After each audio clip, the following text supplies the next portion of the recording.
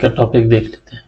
ठीक, तो क्लाइमेटोलॉजी सबसे पहले ज्योग्राफी में हम तो थोड़ा सा यहाँ स्टार्ट करते हैं। ये हो गया आपका अर्थ।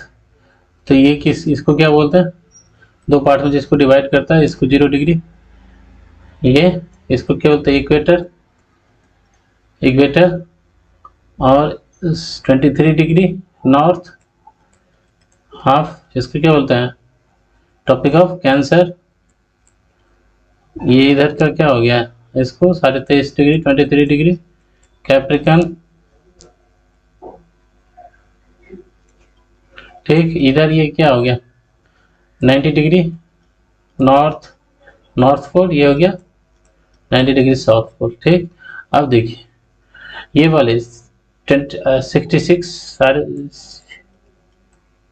इसको क्या बोलते हैं, ये आर्कटिक सर्कल। ठीक, इधर के वाले को अंटार्कटिक सर्कल्स। ठीक, समझ गया। ये आपका क्या हो गया लैटिट्यूड, पैरेलल लाइन होता है। और देखिए ये इसको क्या बोलते हैं लॉन्गिट्यूड, जो हॉरिजॉन्टल लाइन, ये हो गया लॉन्गिट्यूड। ठीक, तो जो आपका ये ग्रीनविच से जो चलता है, ग्रीनविच से लॉन्गिट्यूड 0 डिग्री वाला, उससे इधर वाले पार्ट को वेस्ट को वेस्टर्न हेमिस्फीयर, इधर वाले पार्ट को ईस्टर्न हेमिस्फीयर। ठीक, हाँ इधर ये हो गया आपका इक्वेटर, इक्वेटर से साउथ वाले पार्ट को साउदर्न हेमिस्फीयर, और इधर वाले पार्ट को नॉर्दर्न हेमिस्फीयर। ठीक, हेमिस्फीयर।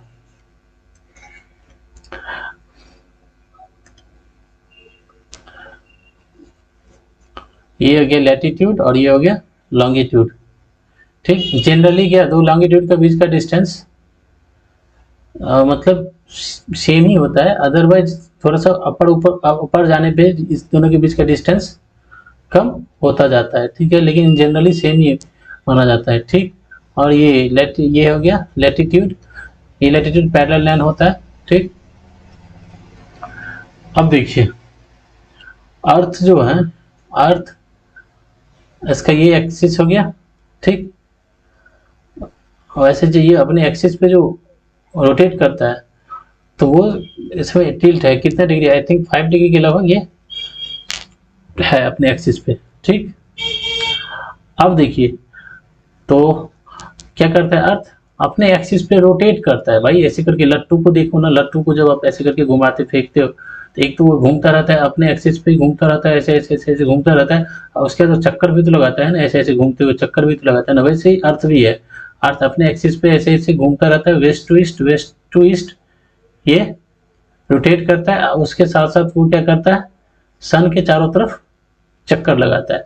तो सन के चारों तरफ जो चक्कर लगाता है उस प्लेन को, अर्थ जो है एक तो क्या करता है कि अपने एक्सिस पे वो रोटेट करता है। ठीक, वेस्ट टू ईस्ट, और उसके साथ साथ ये सन के चारों तरफ रिवॉल्व करता है। ठीक, और अर्थ के अपने एक्सिस पे रोटेशन की वजह से क्या होता है, दिन और रात, डे एंड नाइट। ठीक,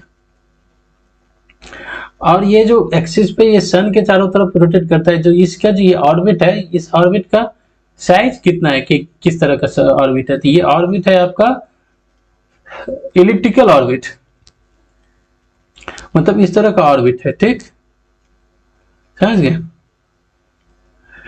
इस तरह का ऑर्बिट है।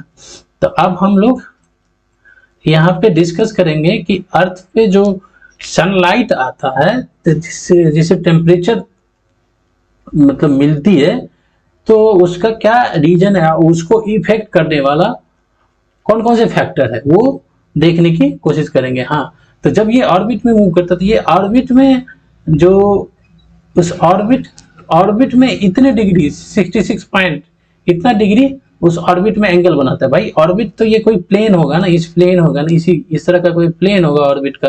ठीक, तो इस प्लेन से 66 डिग्री का एंगल उसके रिवोल्यूशन में बनता है। तो जिसकी वजह से क्या होता है ना, अर्थ पे जो अर्थ के जो पार्ट है ना, ये हो गया ईस्ट वेस्ट वाले पार्ट पे, तो उसमें जो सनलाइट पहुंचता है, इंसोलेशन जो होता है सनलाइट, वो अलग अलग होते हैं, जिसकी वजह से क्या होता है कि सीजन जो हम लोगों को मिलता है, सीजन वो, ठीक। अब हम देखते हैं अर्थ, ये हो गया आपका अर्थ, ये आपका सन हो गया, ठीक। अब सन से ये सनलाइट पहुंचते हैं, ठीक, ये सनलाइट अर्थ के ऊपर आता है, ठीक। तो अब देखिए ये आपका आ गया नॉर्थ, ये साउथ, ये नॉर्थ, ये हो गया इक्वेटर। तो इक्वेटर के ऊपर क्या होता है, डायरेक्ट सनलाइट पहुंचता है, ठीक। उसके बाद यहाँ पे आप देख रहे हैं ये अर्थ की जो अपनी स्ट्रक्चर है, जो स्ट्रक्चर है उसकी वजह से क्या होता है, ये यहाँ पे सनलाइट का इंक्लाइन हो जाता है। तो ये इंक्लिनेशन, एंगल ऑफ इंक्लिनेशन जो है उसके वजह से, एक इंक्लिनेशन की वजह से एक तो सनलाइट में डिफरेंसेस होते हैं, ठीक। अब ये सनलाइट जो है वो किस फॉर्म में पहुंचता है, तो ये शॉर्ट वेव के फॉर्म में, शॉर्ट वेव के फॉर्म में पहुंचता है अर्थ पे, समझ गए। तो एक हम केवल इसमें इस चीज को देख रहे हैं, जो अर्थ के ऊपर जो सनलाइट आता है तो उसको इफेक्ट करने वाले कौन कौन से का फैक्टर्स होते हैं। तो एक तो इंक्लिनेशन हो गया, ठीक। दूसरा अर्थ की जो अपनी एक्सिस पे जो उसका रोटेशंस है उसकी वजह से, तभी तो कोई सा मान लीजिए ये पोर्शन अभी सर अर्थ के सामने है, जब ये रोटेट करेगा तो ये वाला इसके सामने आ जाएगा, तो रोटेशन के वजह से, ठीक। और दूसरा रेवोल्यूशंस की वजह से, रेवोल्यूशंस की वजह से क्या होता है ना कि अब इसकी वजह से क्या होता है कि अर्थ का ये वाला पार्ट जो टॉपिक ऑफ कैंसर है, ये वाला पार्ट जब इसके सामने आ जाता है अर्थ के सामने, तो इधर सनलाइट पड़ता है, ज्यादा होता है, ठीक, इस वाले नॉर्दर्न हेमिस्फीयर में, ठीक। तभी तो यहाँ पे जो 6 महीने का 6 मंथ का दिन होता है, इसी की वजह से तो होता है कि इसके रिवोल्यूशंस की वजह से ये अर्थ का ये वाला पार्ट इसके सामने आता है, सन के सामने आ जाता है, ठीक। तो इसको क्या बोलते हैं, इधर होता है समर सॉलिस्टिस और इधर क्या हो जाता है, जो इससे दूर हटता, जब इधर आ गया तो ये वाला पार्ट तो दूर से लग गया ना, ये अब इसको हम यहाँ पे रखे हैं, इसको थोड़ा सा इसको नीचे करके रखो ना, ये मान लीजिए इसको नीचे कर दिए, ये वाला पार्ट, तो इसको क्या बोलते हैं, विंटर। इसको हिंदी में क्या बोलता है, ग्रीष्म। और इसको हिंदी शीत, शीत अयनांत, ठीक, ग्रीष्म अयनांत, ठीक। तो किसकी वजह से हो गया, एक तो हो गया आपका ये इंक्लिनेशन, रोटेशन, रेवोल्यूशंस, ठीक। अब देखिए, अब जब ये सनलाइट यहां से यहां जा रहा है तो इधर का जो एटमॉस्फेयर होगा, इस एटमॉस्फेयर में कौन कौन सा पार्टिकल्स है, यदि पार्टिकुलर्स मैटर हो गया या वेपर हो गया, ठीक, वेपर हो गया या आपका विंड हो गया, इसकी वजह से भी क्या होगा, तो वेपर जो होगा तो इस सनलाइट को क्या करेगा, एब्जॉर्ब कर लेगा, तो इधर पहुंचने में कम पहुंचेगा, ठीक। तो जिस लैटिट्यूड पे या जिस लैटिट्यूडल जोन में, जिस लैटिट्यूडल जोन में, जैसे कि ये हो गया आपका इक्वेटर, ये हो गया ट्रॉपिकल वाला बेल्ट हो गया ये, ठीक। तो मान लीजिए ये इस लैटिट्यूड में यदि क्या है, विंड, वेपर पार्टिकल्स बहुत ज्यादा है, तो इधर से जो सनलाइट आएगा तो वो उसको ऊपर में ये क्या करेगा, इसको ब्लॉक करेगा, तो इस एक्सिस पे, इस लैटिट्यूड पे सनलाइट कम पहुंचेगा, तो ठीक। एक तो ये फैक्टर्स हो गया, 3-4 फैक्टर्स हो गए। दूसरा देखिए, इंक्लिनेशन की वजह से क्या होता है, यहाँ पे तो डायरेक्ट सनलाइट आया, ठीक, लेकिन जब इधर की तरफ जाएगा तो इसको ज्यादा डिस्टेंस कवर करना पड़ेगा, इधर से इधर तिरछे होकर जा रहा है, ठीक।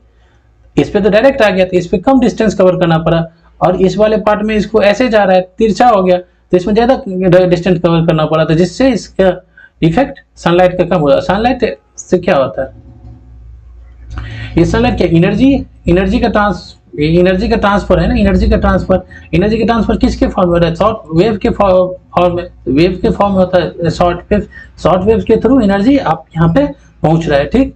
अब इस एनर्जी की वजह से क्या होता है, एनर्जी की रेडिएशन के फॉर्म में आता है, रेडिएशन के फॉर्म में शॉर्ट वेव ये रेडिएशन कौन होता है, इसकी वजह से क्या होता है, इंसोलेशन होता है, ठीक, इंसोलेशन होता है, जो पर यूनिट एरिया पे कितना एनर्जी आ रहा है, कितना कैलोरी आ रहा है, वही तो। और जो इसका जो इफेक्ट होता है वो क्या होता है, टेम्परेचर से, ठीक, इसका इफेक्ट होता है टेम्परेचर, समझ गए। अब देखिए इससे और हम देखने की कोशिश करेंगे। अब तो ये हो गया। अब इसके अलावा क्या होता है कि अब nature of the land surface, अब लैंड सरफेस का नेचर किस तरह का है वो भी टेम्परेचर को डिसाइड करेगा, ठीक, इस तरह का लैंड सरफेस का नेचर है, टेम्परेचर को डिसाइड करेगा, कौन सा रॉक्स है वो भी टेम्परेचर डिसाइड करेगा, ठीक, वो डिसाइड करेगा, समझ गए। उसके बाद आप या मतलब हम लोग ये देखते हैं कि जो लैंड है, ये लैंड मास हो गया, और ये कि वाटर हो गया, ये वाटर बॉडी हो गया। तो जब ये सन के थ्रू ऐसे करके सनलाइट आ रहा है, तो एक ही लैटिट्यूड के ऊपर, एक लैटिट्यूड के ऊपर टेम्परेचर क्या होना चाहिए, हर एक पॉइंट पे, इस पॉइंट का, इस पॉइंट का, इस पॉइंट का, हर एक पॉइंट का टेम्परेचर क्या होना चाहिए, सेम होना चाहिए। लेकिन क्या होता है, ऐसा नहीं होता है। तो जब एक ही पॉइंट पर यदि हर एक मतलब एक लैटिट्यूड पे हर एक पॉइंट का टेम्परेचर सेम हो जाएगा, तो इससे क्या फॉर्म होगा, एक टेम्परेचर बेल्ट का फॉर्मेशन होगा, बेल्ट का फॉर्मेशन होगा, ठीक। लेकिन ऐसा नहीं है कि किस वजह से नहीं है, क्योंकि एक लैटिट्यूड के ऊपर लैंड सरफेस जो है वो अलग अलग तरह के होगा भाई, कहीं पे माउंटेन होगा, कहीं पे क्या होगा आपका प्लेटू होगा, कहीं पे ये मतलब ओशियंस भी तो होंगे, कहीं पे ओशियंस होंगे, तो ओशियन के अंदर वाटर होगा, ठीक।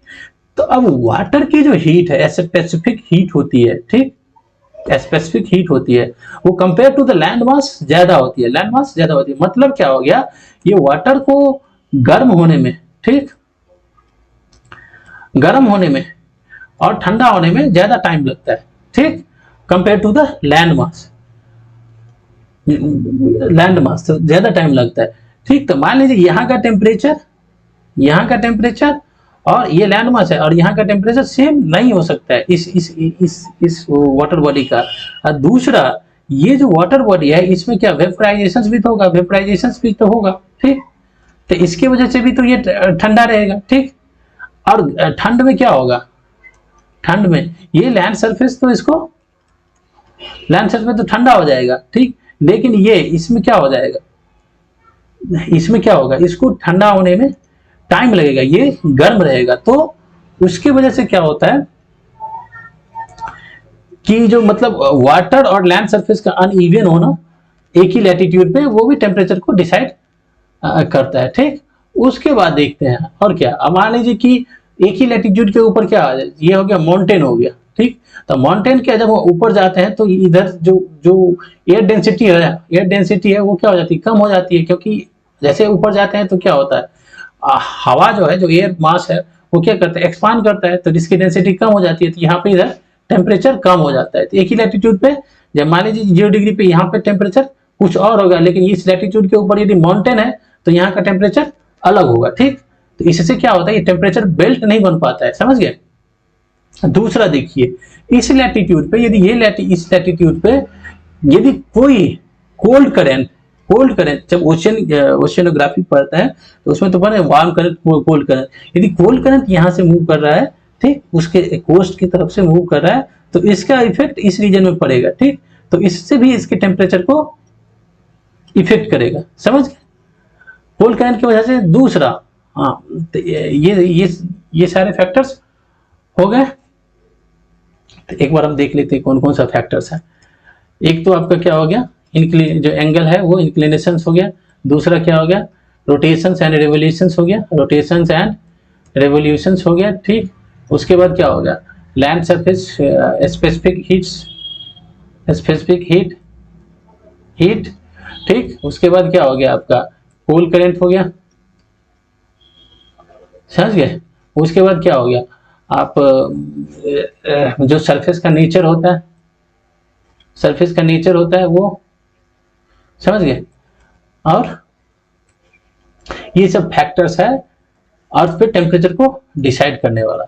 अब इसी वजह से देखते हैं, जो ये हो गया आपका अर्थ, तो ये आपका 0 डिग्री है, तो यहां से जो आइसोथर्म क्या होता है, आइसोथर्म लाइन क्या होता है, ये क्या होता है, ये सेम टेम्परेचर वाले पॉइंट को मीट करता है, ठीक। जैसे कि मान लीजिए यहाँ पे 28 डिग्री टेम्परेचर है, 20 डिग्री टेम्परेचर है, 20 डिग्री टेम्परेचर है, और यहाँ पे क्या है 20 डिग्री टेम्परेचर। तो इस दोनों को ये मिलाने वाली ये लाइन जो होता है इसको क्या बोलते हैं, आइसोथर्म लाइन बोलते हैं, ठीक। लेकिन जैसे यहाँ पे मान लेते हैं कि एक वाटर बॉडी है यहाँ पे, ठीक, एक वाटर बॉडी है, उस वाटर बॉडी, वो वाटर बॉडी यहाँ तक फैला हुआ है, ठीक, यहाँ तक फैला हुआ है, और यहाँ पे इसका टेम्परेचर 20 डिग्री है, ठीक। तो जो आइसोथर्म लाइन जो बनेगा वो किस तरह से बनेगा, इस तरह का लाइन बनेगा, समझ गए। तो अब आइसोथर्म लाइन इसके वजह से बनेगी क्योंकि वाटर का जो टेम्परेचर होगा वो लैंड सरफेस डिफरेंस आएंगे उसकी वजह से। अब हम जब पढ़ते हैं जो जनवरी और आपका जुलाई वाले सीजन में जब अर्थ जब सन की तरफ रोटेट करता है तो उससे किस तरह से ये आइसोथर्म लाइन कैसे आगे पीछे ऐसे करके मूव करे। अब जैसे जैसे आप दूसरे एक चीज मान लो, एक जस्ट